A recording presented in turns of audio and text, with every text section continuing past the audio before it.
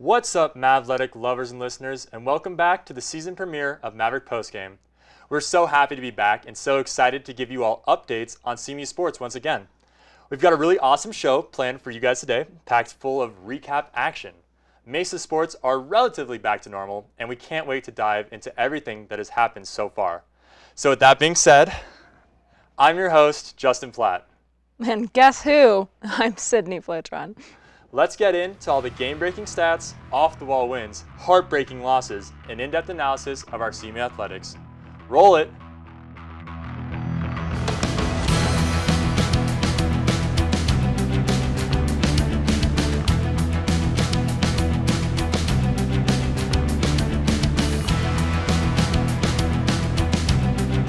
Hello everyone, once again, I'm Sydnee Flitron. And I'm Justin Platt. Let's hop right in and take a look at all the Mavtastic action that took place this week here at CMU.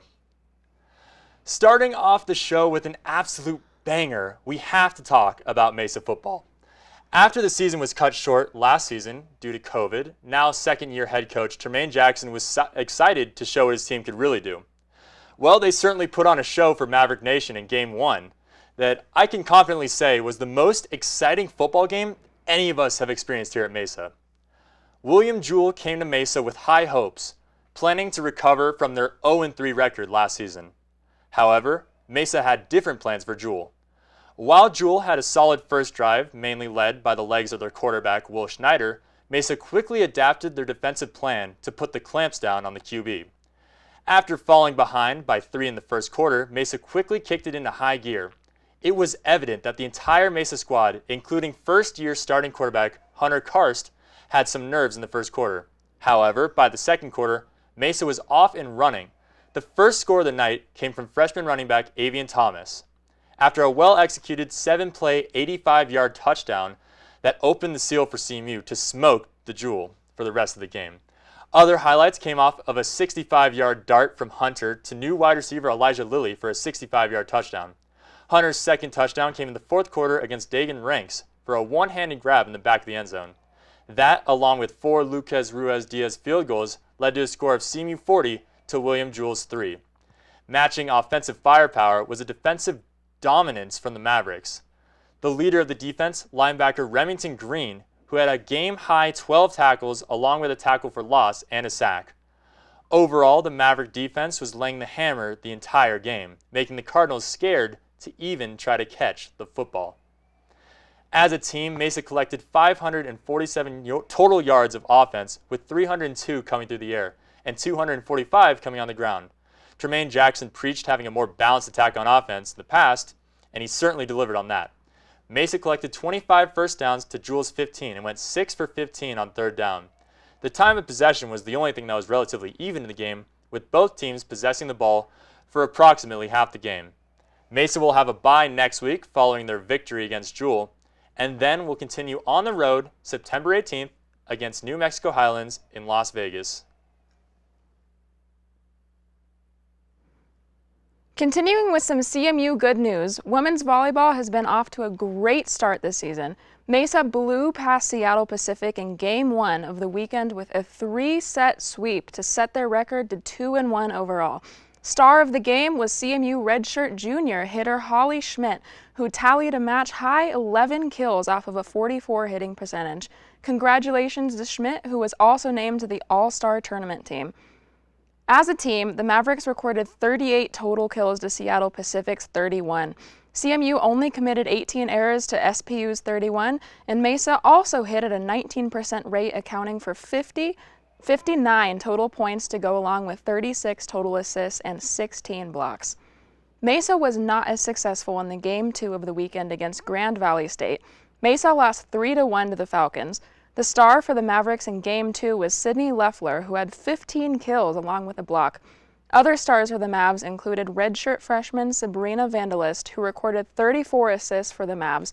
The biggest difference in the game was Mesa committing 29 errors to GVSU's 18. GVSU was also successful in committing 16 blocks to Mesa's 8. CMU will play another 4 tournament matches next weekend, participating in the Midwestern State Hampton Invitational in Wichita Falls, Texas, beginning at 10:30 a.m. on Friday. Women's soccer has been awesome so far this season, coming behind to steal their second victory last Sunday against Western Oregon. After falling behind by 1 in the first half, Mesa came back to tie the score off the leg of freshman forward Lila Deer with 9 minutes remaining in the first.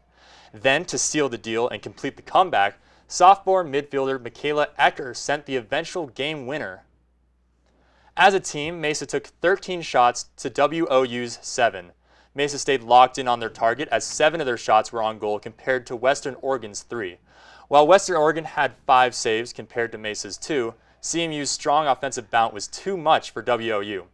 CMU will look to continue their undefeated streak on the road next week at Northwest Nazarene University. Just like the women, the Mesa men's soccer team is also 2-0 on the season.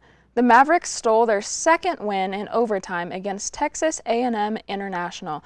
After going scoreless in the first 2 halves, the game went into overtime. A strong defensive match between both teams was ended by sophomore forward Alec Fernapple in the 64th minute. Fernapple's golden goal gave the Mavericks the tough-earned win. CMU will head up to Nampa, Idaho next week and look to continue their undefeated streak against Northwest Nazarene. Now that we have recapped the games, it's time to announce our Maverick of the Week. Our Maverick of the Week this week has to go to first-year starting quarterback of CMU football, Karst Hunter. In his first game with the Mavericks, Hunter completed 22 passes for 302 yards as well as 2 touchdowns, 1 to Elijah Lilly and 1 to Dagan Ranks. Hunter added 65 rushing yards as well to the Mavericks' 533 yards of total offense. On top of the superstar performance from Hunter, he also lifted the Mavericks to one of their most exciting victories in CMU history, getting the entire team involved. He completed 12 passes to 12 different receivers in the Mavericks' 40-3 victory over Jewel. Congratulations, Karst. For your stellar performance, you are our Maverick of the Week. Before we close the show today, let's give someone our closing thoughts from this week of Maverick Sports. Well, my closing thoughts is that I'm just happy we have sports back. Pretty much, it's nice to have regular Mesa sports back in action, and because COVID definitely took a toll on a lot of things, but having sports back to kind of being normal is definitely nice. You can feel the energy at each game, and it's palpable.